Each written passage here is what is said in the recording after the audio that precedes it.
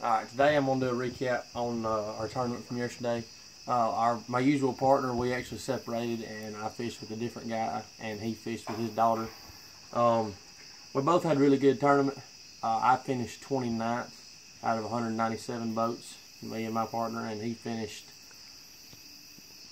42nd out of 197 boats. But anyway, we were doing about the same thing. We all had the same practice ideas and everything, so we kind of, yeah, we had about the same game plan.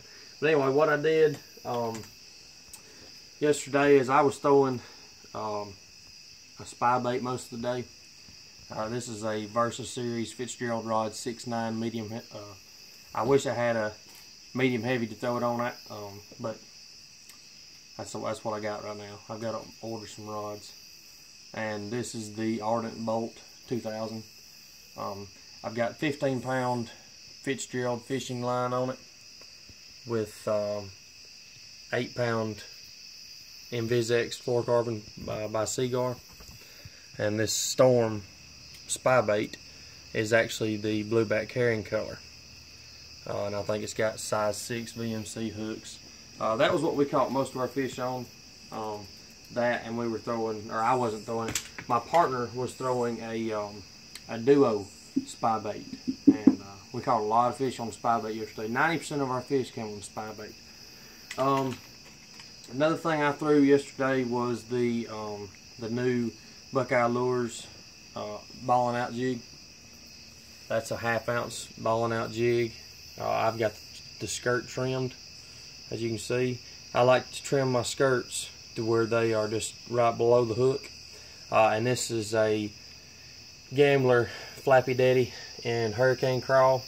One thing I noticed in practice is that if I caught a largemouth or a spot that was spitting up crawfish, they were a green pumpkin with orange specks on them. So I ordered last week, and Gambler was really good about getting my shipment to me by Friday. So I had that to throw yesterday. We didn't use it very much, or I didn't. I didn't have to, really. That was mainly for my largemouth fishing on Smith Lake. And I'm not comfortable yet fishing for largemouth on Smith Lake. I fish for mostly spots. But anyway, my setup for that was a 7.3 medium hit, or I'm sorry, 7.3 heavy stunner series from Fitzgerald rods. And this is a Ardent Elite 7.3-1. This is 17-pound Seaguar InvisX line I was throwing it on. That's a great setup. I love throwing a jig on this. But anyway, we didn't do much work with it, but I want to show you guys everything I did and everything I tried during practice and during the tournament. That way you kind of know what to expect when you go to places like Smith Lake. I think Douglas Lake is about the same. I haven't been there. Let's see, where else? There's places all around the country. Just highland reservoirs with clear water. This stuff will work at any of them, I think. This right here is a Buckeye Lures 1/2 ounce swim bait head with a Gambler Little Easy swim bait. This is in White Lightning. I didn't dip the tail in chartreuse like I usually do. I just felt like I didn't need to yesterday. I had a couple of bites on this. I think they were small fish. So I didn't catch any yesterday on it. I did throw it because there were a lot of schooling fish, and we actually had some of the fish we put in the live well spit up shad that were right at this size, maybe a little bigger.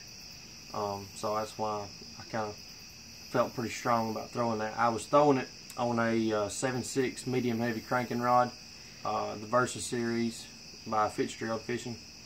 And this reel is the Ardent Elite 5:3:1 ratio. I actually relined this reel before the tournament yesterday with 8-pound Seaguar InvisX. In practice, my practice partners, there was a couple of them throwing 8 and 10-pound line and beating me with jerk baits, swim baits, crank baits, anything moving. They were throwing a lighter line and they were catching more fish. So for the tournament, I stepped down and went to 8-pound line. And this is the Storm Arashi Topwalker 13. This is in the Ghost Shad color. It's got VMC size 2 treble hooks on it. This is a VMC size 2 feathered hook. I like to change my topwater baits, whether it's a popper, whether it's a walking bait, whatever, to a feathered hook on the back.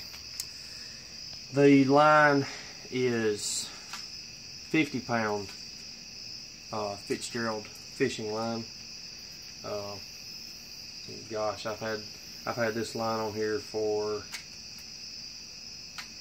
3 or 4 months at least, and it really hadn't even changed any colors. You can look on the video right here and you can tell it's changed a little bit, but it's still in really good shape. This is the Fitzgerald Rods Brian Thrift Series Frog Rod. This is 7.2 medium heavy. I throw pretty much all my topwaters on either this rod or my Okeechobee rod. Unfortunately, I broke my Okeechobee rod, and I'm waiting on the new one to come in. Let's see. This is a Ardent Grand, and it's in the 7:3 to 1 ratio. This is the smoothest reel that you can buy. This reel, it retails at $200, I think, and these other reels retail at $150, maybe $175, something like that. These Elites, but this right here, this reel is really smooth and it casts a mile. I mean, it's awesome reel. I use it mostly for flipping, but I'm low on my rod and reels, so I've got to improvise, you know, when I fish a tournament. That's 4 of the baits that we used in practice, in the tournament, all that. Here's some other baits that I used. This is the VMC Spin Shot Long Shank Hook.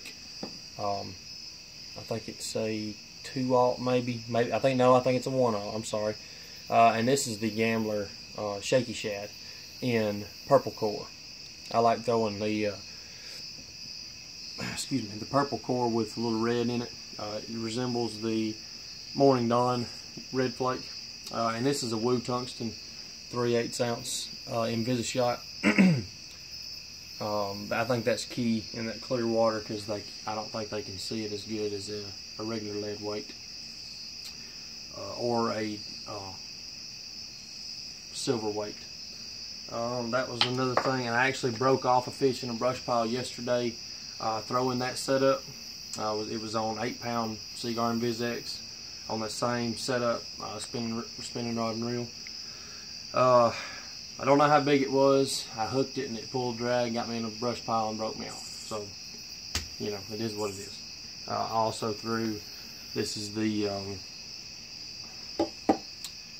Spot Remover Shaky Head by Buckeye Lures, the Pro Series. It's got a screw lock head on it.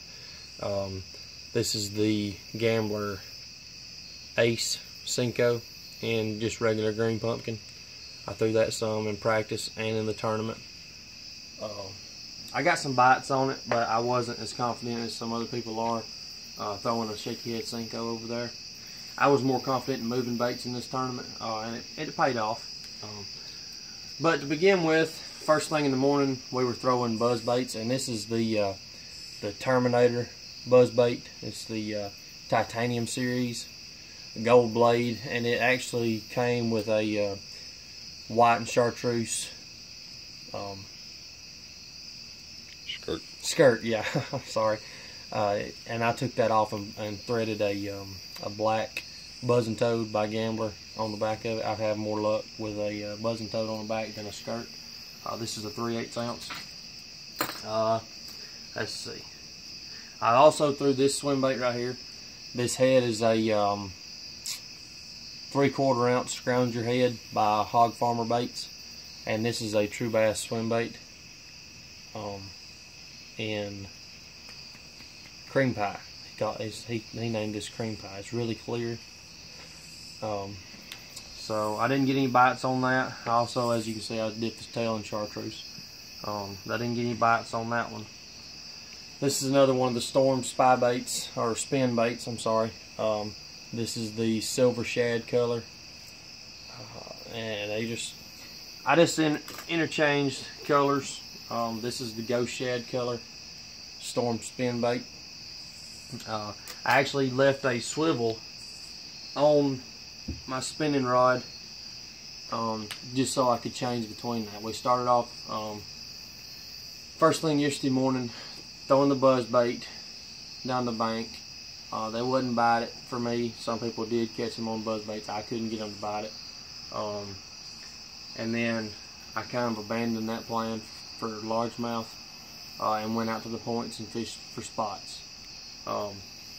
One thing I noticed that you guys might want to look into when you go to a clear lake like Smith Lake, I was throwing 8-pound Invis-X, like I said, on my spinning rod, throwing my spin baits.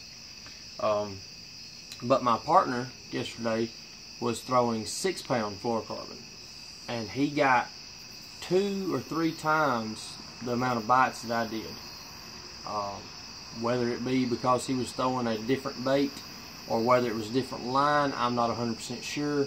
But I do know that when I went from 10-pound Invis-X on my leader to 8-pound Invis-X, I did get more bites. So in the late summer, on a clear lake, you might want to look into downsizing your line.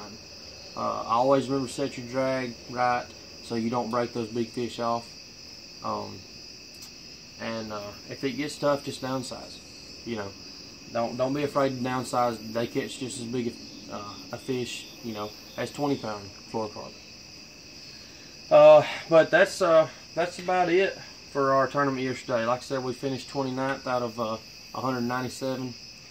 We actually had a little mishap. My partner was not used to measuring fish, and he set the ruler on the front deck to measure the fish, and it finned him and flopped off in the water, and it was probably the biggest keeper we had. But you know, things happen. It's tournament fishing. It's just fishing in general. That's why they don't call it catching.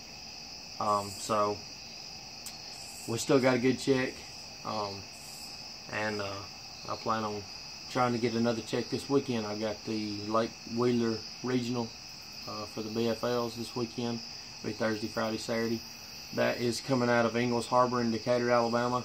If you guys are following me and want to come watch the weigh-ins should start around 3 o'clock Thursday, Friday, and Saturday at Ingalls Harbor. So come out and see what we've got to show y'all. I think that's about it for the recap. We apologize for not uploading any videos last couple of weeks. I'm in the process of buying a new house. And my video partner here, he's been busy. He owns his own business, so we've had a lot of stuff going on, so we apologize for that. And I hope you guys like all the videos. Remember to like, share, and comment on the videos. We want you guys to give us feedback. We want to know what videos y'all want. You know, how you want us to do the videos differently if you want them done differently. We try to do different things with them. If you guys want a tour of the boat or whatever, just leave us comments. Let us know what you want. But anyway, there's your recap for Smith Lake Bassfest, and I hope you guys enjoy it.